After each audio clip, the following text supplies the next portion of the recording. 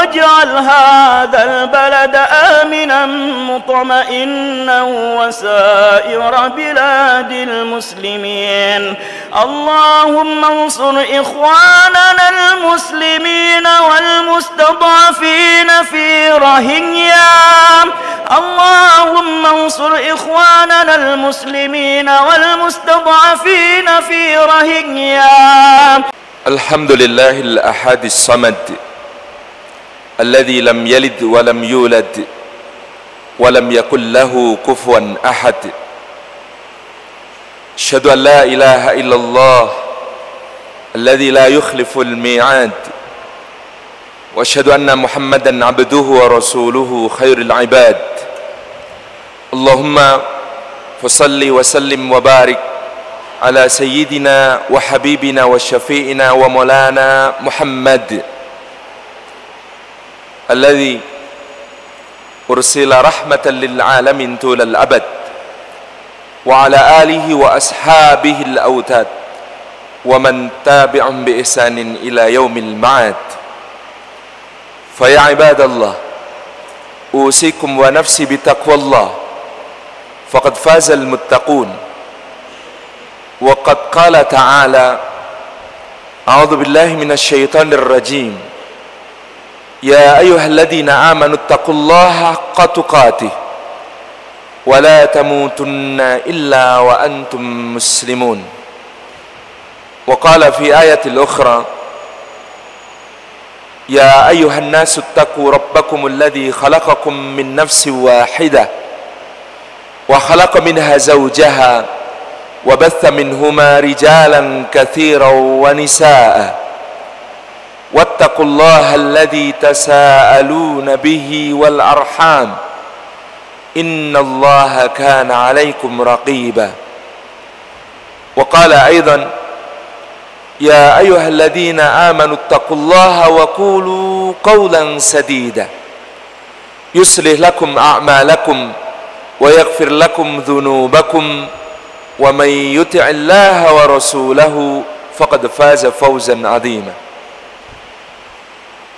Masyarul muslimin rahimakumullah, mari di Sayyidil Ayyam ini, di Jumu'ah yang dimuliakan oleh Allah Subhanahu wa taala ini, yang oleh Allah dijadikan sebagai satu wakfah, satu terminal perhentian di setiap pekan agar kita merenung dan agar kita menguatkan takwa kita kepada Allah Subhanahu wa taala. Mari kita renungkan bersama bagaimana kedudukan kita di sisi Allah Subhanahu wa taala. Seorang hakim ahli hikmah mengatakan, pandanglah kedudukanmu di sisi Allah dengan melihat ke dalam hatimu, bagaimana kau dudukkan Allah dalam hatimu terhadap segala hal yang diingini, yang diharapi, yang dicintai, yang dirindui. Apakah Allah sudah menempati tempat pertama di keseluruhannya itu? Masyarul muslimin rahimakumullah, kita manusia yang tidak layak untuk merasa sombong di hadapan siapapun, terlebih di hadapan Allah Azza wa Jalla. Yahya bin Al-Mihlab, seorang menteri di masa Daulah Umayyah yang hidup dengan kemegahan dan kemewahan luar biasa, satu hari lewat dan berpapasan dengan seorang Arabi. Orang Arabi ini tidak bersikap dengan adab yang semestinya pada sang menteri. Maka menteri ini menegurnya, engkau tidak kenal siapa aku? Orang Arab dusun itu menjawab, tahu, aku kenal siapa dirimu. Dulu engkau setetes air hina yang dirubung lalat jika tercecer.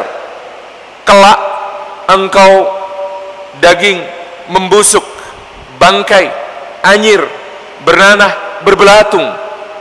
Dan kini engkau kantong kotoran, berjalan ke sana kemari, membawa sesuatu yang menjijikkan di dalam perutnya.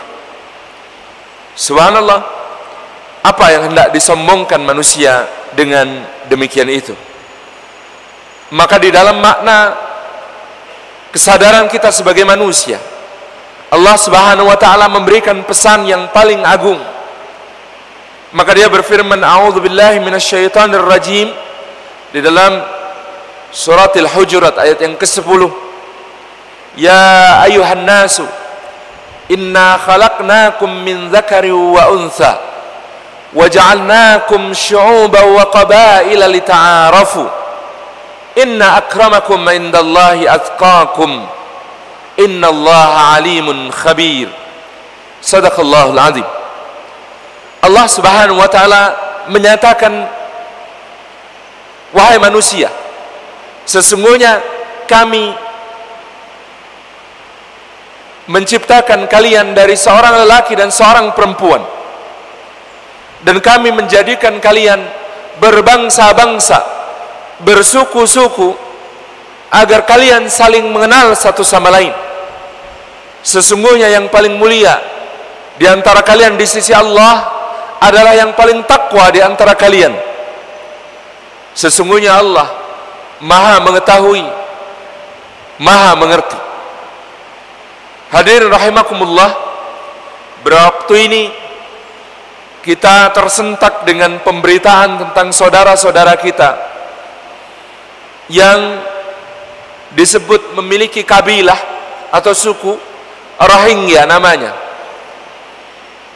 Mereka hidup di bagian barat negara Myanmar yang berbatasan dengan Bangladesh, dan seakan-akan mereka mendapatkan satu kezaliman yang sangat besar yang kita lihat dari mulai tidak diakui sebagai warga negara sampai kemudian mereka diusir, ditindas, diperkosa, dirampas, dibakar kampung-kampungnya.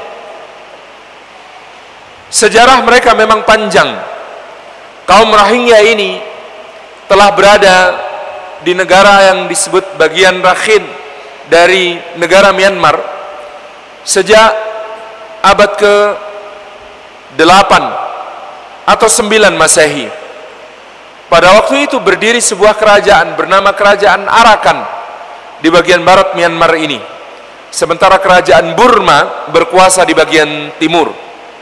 Kaum muslimin ini yang sejak awal telah memeluk Islam ini, sebagian riwayat menyebut mereka bukan berasal dari Bangladesh seperti yang dituduhkan oleh orang-orang Myanmar bahwa mereka termasuk orang-orang Bengali, tapi mereka justru berasal dari sebagian Jazirah Arab yang kemudian mereka berhijrah ke timur bersama futuhat, penaklukan-penaklukan yang dibawa oleh Islam, dan mereka kemudian menjadi kaum muslimin yang tinggal di wilayah Kerajaan Arakan, yang Raja Arakan pada saat itu beragama Buddha. Akan tetapi mereka hidup damai, akan tetapi mereka kemudian menjadi orang-orang yang berwala kepada Raja Arakan ini, sehingga pada satu saat ketika Kerajaan Arakan ini, terutama pada tahun 1700-an, berperang dengan Kerajaan Burma, kaum muslimin ikut berperang di pihak Kerajaan Arakan, dan ternyata Kerajaan Arakan ini dikalahkan. Lalu orang-orang Rohingya yang dianggap sebagai kesatria-kesatria tempur paling pemberani dari Kerajaan Arakan dimusuhi habis-habisan oleh Kerajaan Burma. Raja Arakan sempat melarikan diri ke Bangladesh, tinggal di tengah komunitas muslim, belajar tentang Islam, tetapi akhirnya kembali ke Arakan bukan sebagai muslim, meskipun dengan pembelajarannya tentang Islam dia lebih mengerti tentang agama Islam. Pada suatu masa Kerajaan Arakan yang kemudian kembali ini ditaklukkan oleh Inggris dari arah Bangladesh, kemudian dijajah oleh Inggris, bersama pula dengan perang Burma dengan Inggris, yang kemudian orang-orang Rohingya ini dipasang sebagai orang-orang garis depan untuk berperang melawan Kerajaan Burma. Maka ketika Burma berhasil mengusir penjajahan Inggris dari negerinya dan mendapatkan kemerdekaannya, suku Rohingya ini menjadi suku yang selalu dianggap negatif karena pernah berperang di pihak musuh Kerajaan Burma. Pada saat itu pula, ketika kemudian terbit undang-undang kewarganegaraan di Myanmar yang dilakukan secara kudeta oleh militer pasca masa pemerintahan Perdana Menteri UNU, sementara dulu di masa pemerintahan sipil Perdana Menteri UNU orang-orang Rohingya ini diakui sebagai warga negara, maka pada masa pemerintahan militer status kewarganegaraan seluruh orang Rohingya ini dicabut. Mereka tidak dimasukkan sebagai satu suku yang diakui oleh negara.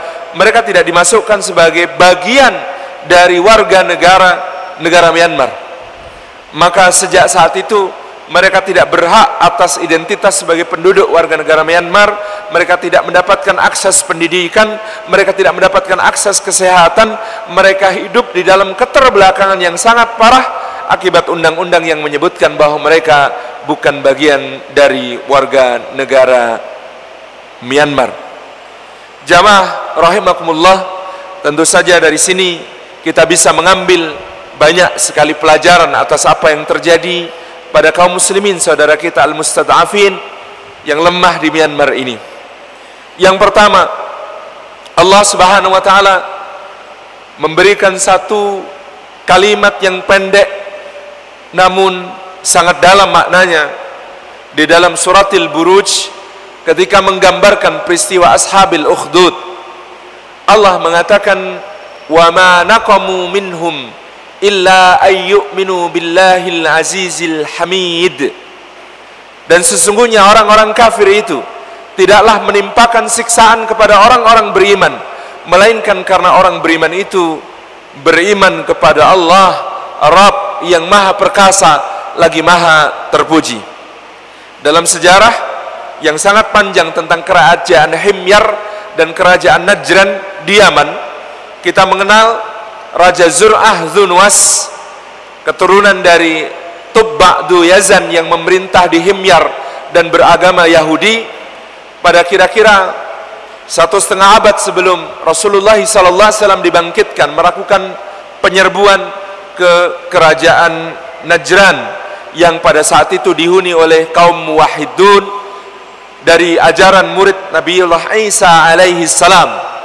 Kaum muwahhidun, kaum yang bertauhid kepada Allah Subhanahu wa taala ini, beriman kepada Allah Subhanahu wa taala ini, oleh Zur'ah Dzunwas dipaksa takluk dan dipaksa untuk mengikuti keyakinannya sebagai seorang Yahudi. Kemudian kaum muwahhidun di Najran ini menolak, sehingga kemudian digalilah parit dan dinyalakan api, dan satu persatu orang-orang muwahhidun Najran yang menolak untuk mengakui kekuasaan Zur'ah Dzunwas dan agamanya, yakni agama Yahudi, dimasukkan ke dalam parit berapi itu, sehingga jumlah mereka yang terbunuh mencapai lebih dari 40.000 orang. Hadirin yang dimuliakan Allah, di dunia ini ada konflik-konflik yang memang disebabkan oleh perkara-perkara seperti perkara politik, perkara ekonomi, perkara sosial, perkara hukum, perkara keadilan, perkara yang sangat banyak ragamnya. Tetapi kita juga tidak boleh menafikan adanya persoalan yang terjadi yang kemudian menjadi konsekuensi dari as-sira' bainal haqqi wal batil, pertarungan antara yang hak dengan yang batil. Pada kondisi tertentu kaum mukminin akan menghadapi mihnah, tribulasi yang sangat dahsyat dari orang-orang yang kafir kepada Allah Subhanahu wa taala, yang mereka memusuhi orang-orang mukmin karena keimanan. Maka Allah Subhanahu wa taala mengatakan, la tajidanna asyadan nasi adawatan, akan kamu dapati orang-orang yang paling keras permusuhannya kepada orang-orang beriman itu al-yahud, orang-orang yang menyatakan menisbat dirinya sebagai orang-orang Yahudi, dan orang-orang yang kemudian disebut sebagai musyrikin, yang mempersekutukan Allah Subhanahu wa taala. Inilah yang telah diberikan isyarat oleh Allah akan memusuhi orang-orang mukmin karena dinnya, karena imannya, karena agamanya. Seperti telah terjadi pada Zur'ah Dzunwas, raja Yahudi menyimpang dari Himyar, dan seperti yang sudah kita lihat pada orang-orang Rohingya. Selain karena faktor sejarah panjang, keimanan mereka sebagai orang-orang muslim, seperti disebut oleh Biksu Agung Asinwiratu, Islam adalah kanker yang merusak negara Myanmar dia mengatakan demikian. Ular, kata dia, ular satu ekor tidak bisa dianggap sebagai makhluk yang jinak, apalagi kalau ular itu ular beludak yang sangat banyak berada di negara kita. Ini yang dia katakan. Ada orang-orang yang memusuhi seorang muslim, seorang mukmin karena dinnya, karena agamanya. Pelajaran kedua yang penting untuk kita ambil dari muslimin Rohingya adalah al-wala wal bara. Bagaimana kemudian dahulu kaum muslimin di Rohingya ini tidak berhati-hati di dalam walaknya kepada satu pihak yang sebenarnya adalah orang musyrik dalam perangnya melawan orang musyrik.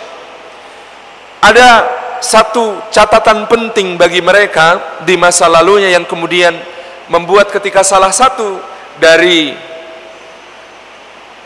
kerajaan ini menang, maka mereka yang kalah akan berada dalam pihak yang dimusuhi, apalagi budak-budak yang membantunya.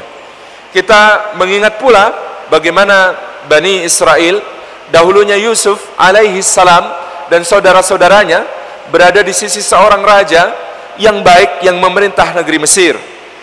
Berlalu waktu yang panjang, raja dari dinasti yang baik ini kemudian dikalahkan oleh raja yang lain yang berasal dari Mesir yang sebelah hulu.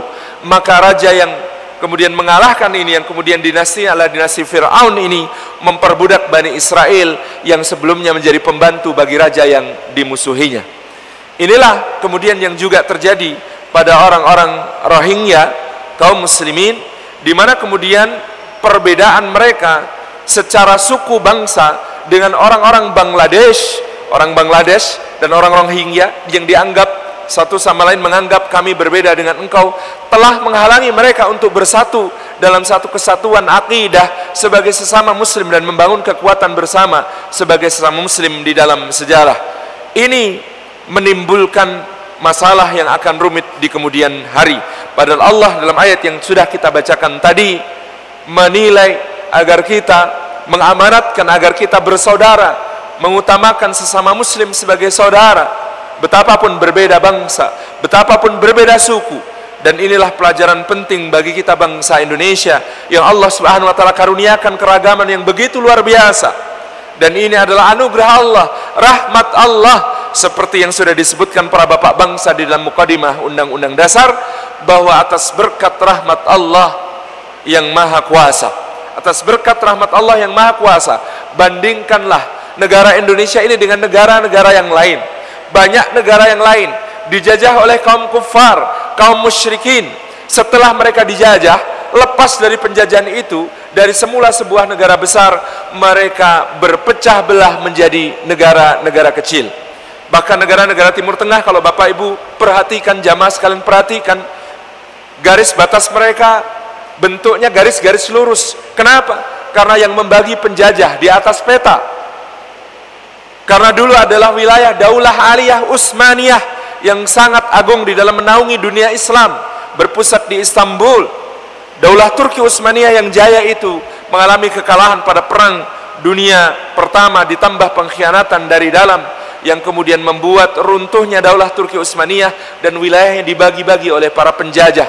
Bagaimana Maroko dan Tunisia menjadi milik Prancis, bagaimana Libya menjadi milik Italia, bagaimana Mesir menjadi milik Inggris, bagaimana Suriah menjadi milik Prancis, bagaimana Irak menjadi milik Inggris, Yordania, Inggris, Lebanon, Prancis, Palestina, Inggris, begitu seterusnya dibagi-bagi dengan begitu rupa wilayah bekas Daulah Aliyah Utsmaniyah ini. Maka setelah mereka merdeka, yang terjadi adalah gerakan nasionalisme sempit yang membuat negara-negara ini terpecah belah hingga hari ini demi melanggengkan adanya sebuah musuh negara yang diletakkan di tengah-tengah mereka untuk terus juga memecah belah dan menjajah, bernama negara Zionis Israel. Sementara bangsa Indonesia ini diberi anugerah oleh Allah. Sebelum dia lepas dari penjajahan, dia berjuang berjihad melawan penjajah 350 tahun lamanya. Maka berkah jihad itu adalah negara Indonesia ini yang dulu terdiri dari banyak kerajaan, kesultanan yang sangat banyak, terbentang dari Aceh hingga Papua di timur. Ketika kemudian lepas penjajahnya pergi angkat kaki atas berkat rahmat Allah yang Maha Kuasa itu, berubahlah dia menjadi sebuah negeri yang jauh lebih besar daripada ketika belum dijajah. Ini adalah nikmat yang agung yang diberikan oleh Allah, karena kita menyadari betapa ukhuwah ini sebagai muslim, ukhuwah yang mempersatukan kita, yang orang Jawa, yang orang keturunan Arab, yang orang keturunan Melayu, yang orang dari Bali, yang orang dari Padang, yang dari Aceh, yang dari Banjar, yang dari berbagai macam suku bangsa, dari Bugis, dari Makassar, dari Ternate, dari semua wilayah itu kita diikat oleh kesatuan akidah. Maka mudah bagi kita bersatu dalam ikatan sebuah bangsa, bukan sebagai bangsa yang dinilai dari kulit wajahnya, bahkan juga bukan dari bahasanya, tetapi sebuah bangsa karena kita sama-sama berislam, beriman kepada Allah Subhanahu wa taala. Pelajaran penting lain dari apa yang terjadi di Rohingya adalah bagaimana kemudian kita sebagai seorang muslim, sebagai bangsa muslim patut untuk terus meningkatkan kualitas sebagai bangsa muslim itu melalui berbagai wasilah yang dimungkinkan. Mungkin utamanya adalah pendidikan. Bagaimana akses pendidikan yang telah terhalang dari kaum muslimin Rohingya membuat mereka semakin lemah. Bagaimana mereka tidak dapat bersekolah, bagaimana mereka tidak mendapatkan pendidikan formal, telah melemahkan mereka sampai ke titik yang sangat parah. Maka membina pendidikan menjadi salah satu jalur jihad yang agung. Bagaimana kemudian taklim yang diketengahkan oleh Nabi SAW telah membangun sebuah peradaban baru bagi bangsa Arab. Maka Rasulullah SAW disebut oleh Allah Subhanahu wa ta'ala sebagai kesempurnaan nikmat, karena Allah mengatakan, kama arsalna fikum rasulam minkum yatlu alaikum ayatina wa yuzakkikum wa yuallimukumul kitaba wal hikmah wa yuallimukum ma lam takunu ta'lamun. Tugas Rasul hampir kesemuanya yang disebut oleh ayat ini adalah tugas untuk mencerahkan umat dengan pendidikan. Sebagaimana telah kami utus, kata Allah, seorang Rasul dari kalangan kalian sendiri, yang membacakan ayat-ayat kami untuk kalian, yang mensucikan kalian, yang mengajarkan kitab dan hikmah, yang mengajarkan kepada kalian apa-apa yang belum kalian ketahui. Ma'asyiral muslimin rahimakumullah, inilah tugas besar kita, mengambil pelajaran dari Rohingya, disertai sikap kita sebagai seorang mukmin, seorang muslim berukhuwah senantiasa.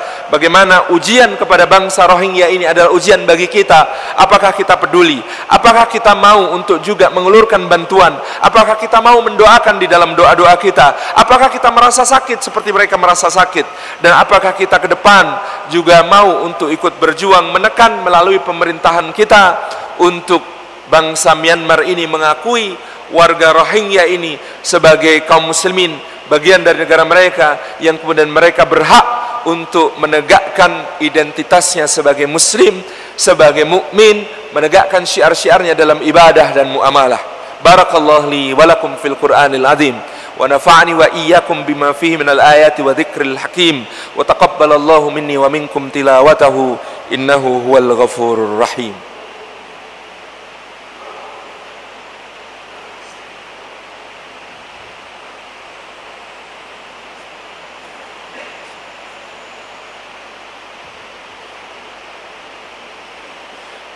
Alhamdulillahi haqqa hamdi, alhamdulillahi hamdan katsiran tayyiban mubarakan fih, nahmaduhu wa nasta'inuhu wa nastaghfiruhu wa nastahdihi wa natubu ilaih, wa la na'budu illa iyyahu wa natawakkalu alaih.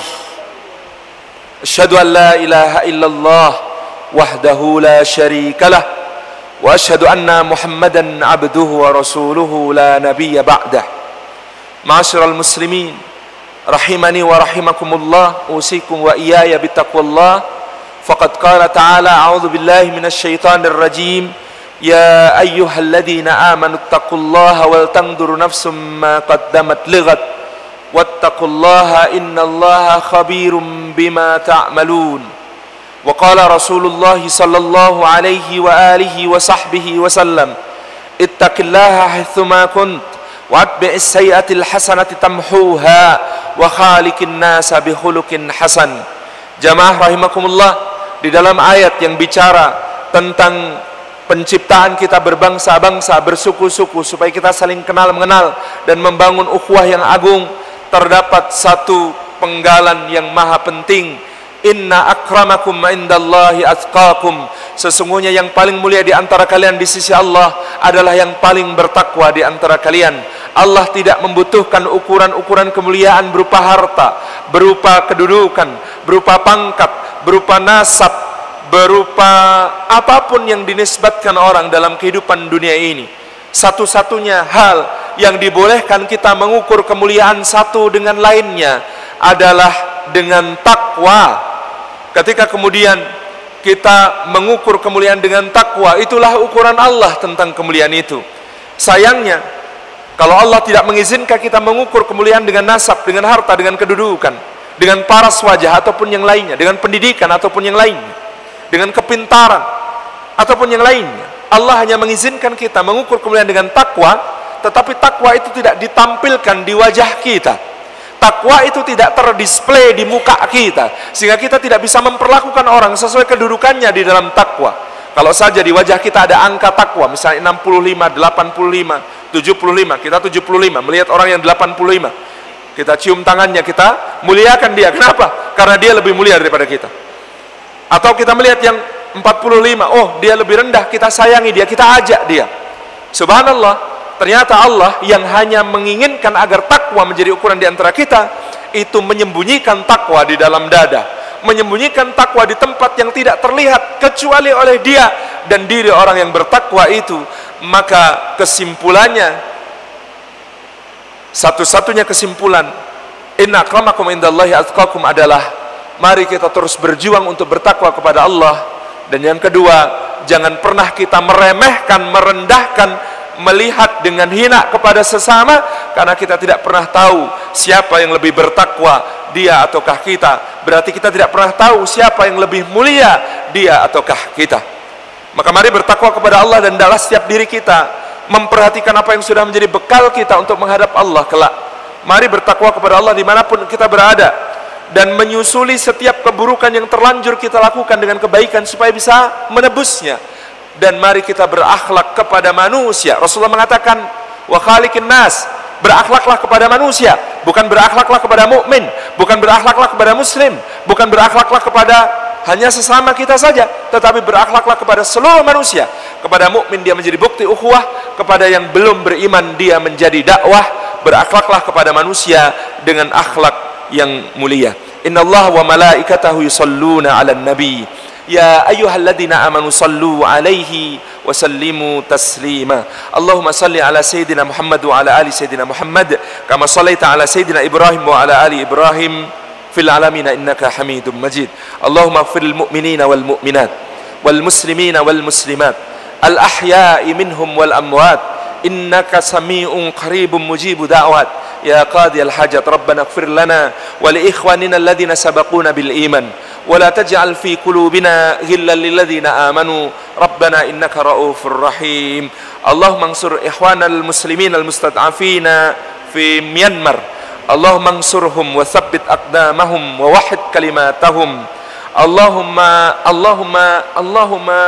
يا الله يا الله يا الله مزق أعداءك أعداء دين كل ممزق يا رحمن يا رحيم يا ذا الجلال والإكرام. Ya Hayyu Ya Qayyum birahmatika nastaghis. Allahumma ansur ikhwanana al-mujahidina fi kulli makan wa fi kulli zaman.